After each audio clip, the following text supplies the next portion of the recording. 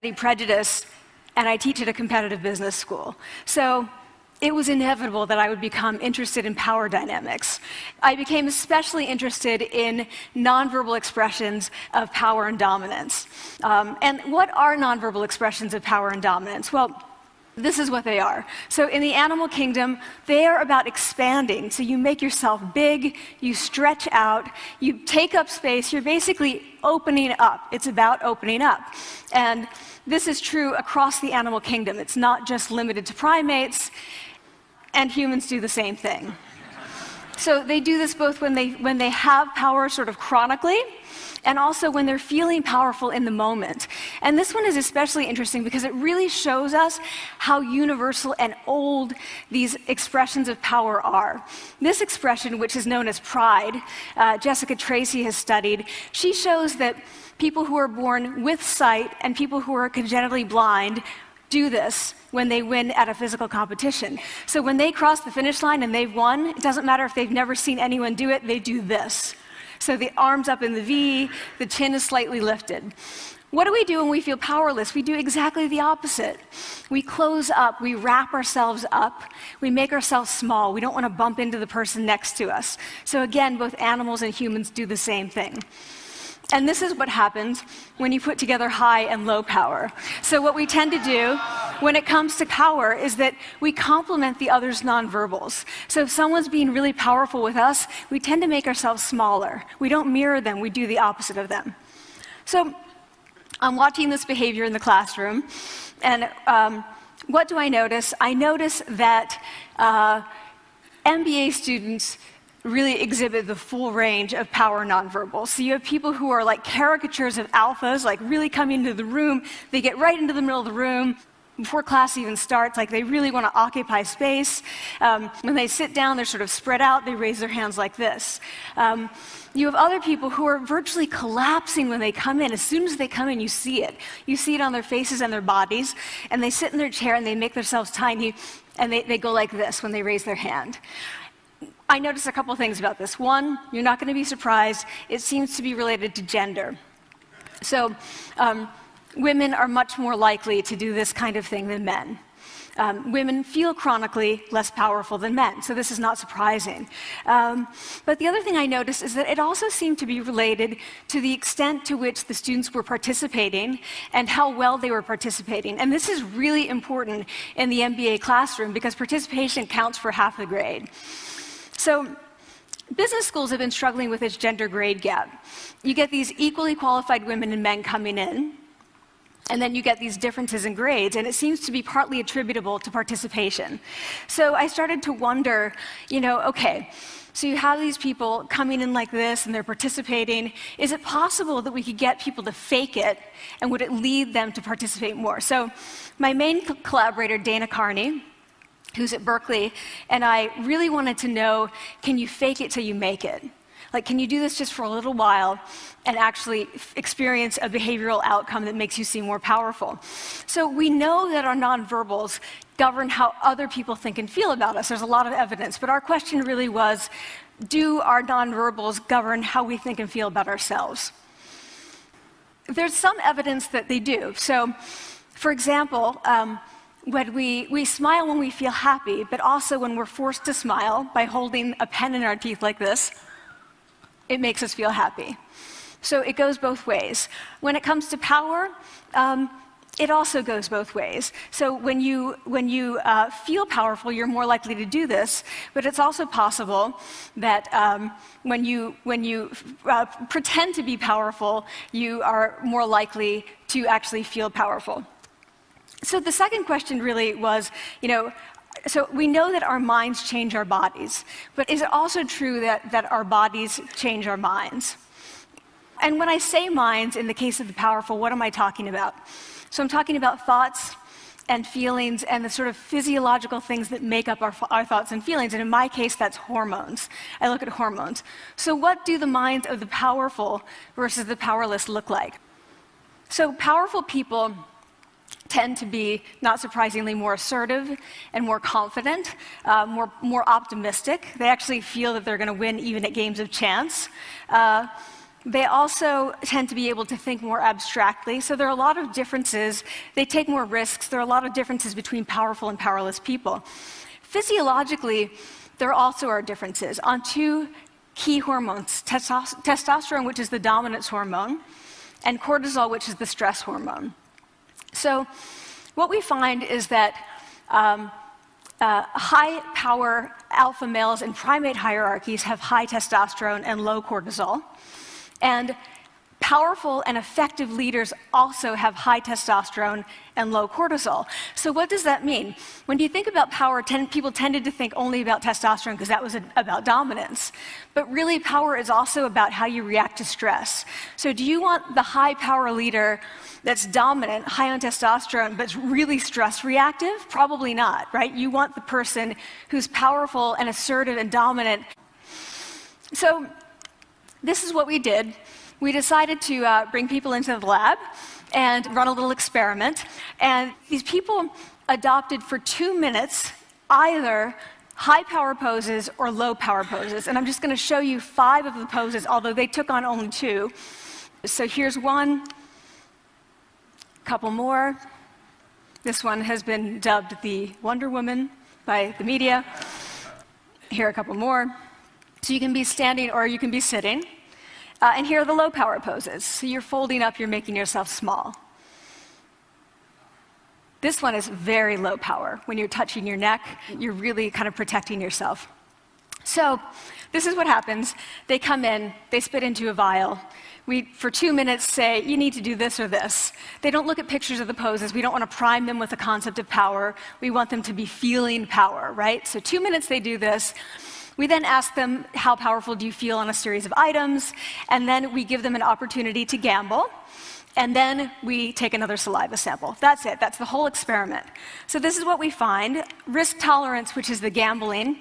What we find is that when you're in the high power pose condition, 86% of you will gamble. When you're in the low power pose condition, only 60%. And that's a pretty whopping significant difference. Here's what we find on testosterone. From their baseline when they come in, high-power people experience about a 20% increase, and low-power people experience about a 10% decrease. So again, 2 minutes and you get these changes. Here's what you get on cortisol. High-power people experience about a 25% decrease, and the low-power people experience about a 15% increase. So 2 minutes lead to these hormonal changes that configure your brain to basically be either assertive, confident, and comfortable, or really stress reactive, and feeling sort of shut down. And we've all had that feeling, right?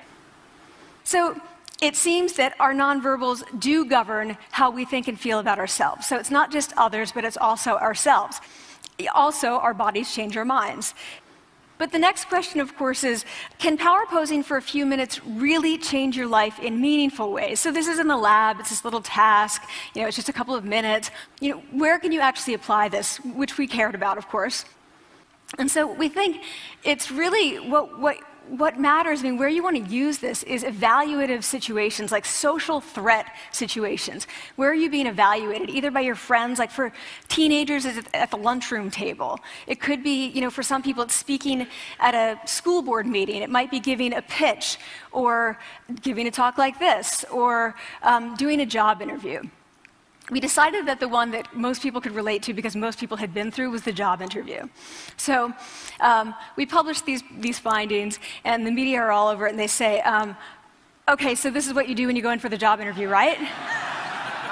So we were, of course, horrified and said, oh my God, no, that's not what we meant at all, for numerous reasons. No, don't do that. Again, this is not about you talking to other people, it's you talking to yourself. What do you do before you go into a job interview? You do this. Right? You're sitting down, you're looking at your iPhone or your Android, not trying to leave anyone out. You're looking at your notes, you're hunching up, making yourself small, when really what you should be doing maybe is this, like in the bathroom, right? Do that, find 2 minutes. So that's what we want to test, okay? So we bring people into a lab, and they do either high or low power poses again. They go through a very stressful job interview. It's 5 minutes long. They are being recorded, they're being judged also, and the judges are trained to give no nonverbal feedback. So they look like this. Like, imagine this is the person interviewing you. So for 5 minutes, nothing. And this is worse than being heckled. People hate this. It's what Marianne LaFrance calls standing in social quicksand. So this really spikes your cortisol. So this is the job interview we put them through because we really wanted to see what happened. We then have these coders look at these tapes, 4 of them. They're blind to the hypothesis, they're blind to the conditions. They have no idea who's been posing in what pose. And they end up looking at these sets of tapes and they say, oh, we want to hire these people, all the high power posers. We don't want to hire these people. We also evaluate these people much more positively overall. But what's driving it? It's not about the content of the speech. It's about the presence that they're bringing to the speech. We also, because we rate them on all these variables related to sort of competence, like how well structured is the speech? How good is it? What are their qualifications? No effect on those things. This is what's affected. These kinds of things. People are bringing their true selves, basically. They're bringing themselves. They bring their ideas, but as themselves, with no, residue over them. So this is what's driving the effect, or mediating the effect. So, I graduated from college. It took me 4 years longer than my peers. And I convinced someone, my angel advisor, Susan Fisk, to take me on. And so I ended up at Princeton, and I was like, I am not supposed to be here. I am an imposter. And the night before my first year talk, and the first year talk at Princeton is a 20-minute talk to 20 people. That's it. I was so afraid of being found out the next day that I called her and said, I'm quitting. She was like, you are not quitting, because I took a gamble on you and you're staying. You're going to stay, and this is what you're going to do. You're going to fake it. You're going to do every talk that you ever get asked to do. You're just going to do it and do it and do it, even if you're terrified and just paralyzed and having an out-of-body experience, until you have this moment where you say, oh my gosh, I'm doing it. Like, I have become this. I am actually doing this. So that's what I did. 5 years in grad school. A few years, I'm at Northwestern. I moved to Harvard.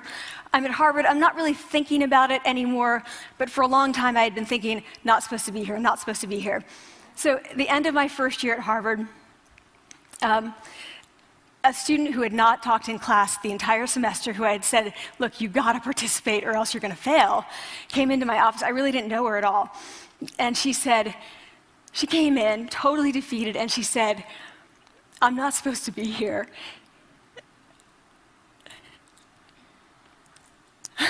And that was the moment for me, because 2 things happened. One was that I realized, oh my gosh, I don't feel like that anymore. I don't feel that anymore, but she does, and I get that feeling. And the second was, she is supposed to be here. Like, she can fake it, she can become it. So I was like, yes, you are. You are supposed to be here, and tomorrow you're going to fake it, you're going to make yourself powerful, and, you're going to...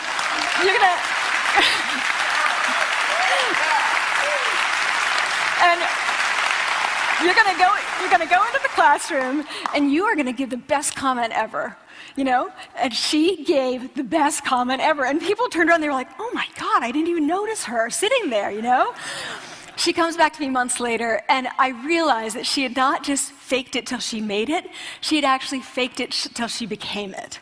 So she had changed. And so I want to say to you, don't fake it till you make it. Fake it till you become it. It's not do it enough until you actually become it and internalize.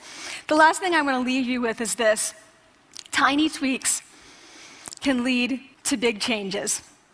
So this is 2 minutes. 2 minutes, 2 minutes, 2 minutes. Before you go into the next stressful evaluative situation, for 2 minutes, try doing this in the elevator, in a bathroom stall, at your desk behind closed doors. That's what you want to do. Configure your brain to cope the best in that situation. Get your testosterone up, get your cortisol down. Don't leave that situation feeling like, oh, I didn't show them who I am. Leave that situation feeling like, oh, I really feel like I got to say who I am and show who I am. So I want to ask you first, both to try power posing, and also I want to ask you to share this science, because this is simple. I don't have ego involved in this. Give it away. Share it with people, because the people who can use it the most are the ones with no resources and no technology and no status and no power. Give it to them, because they can do it in private. They need their bodies, privacy, and 2 minutes, and it can significantly change the outcomes of their life. Thank you.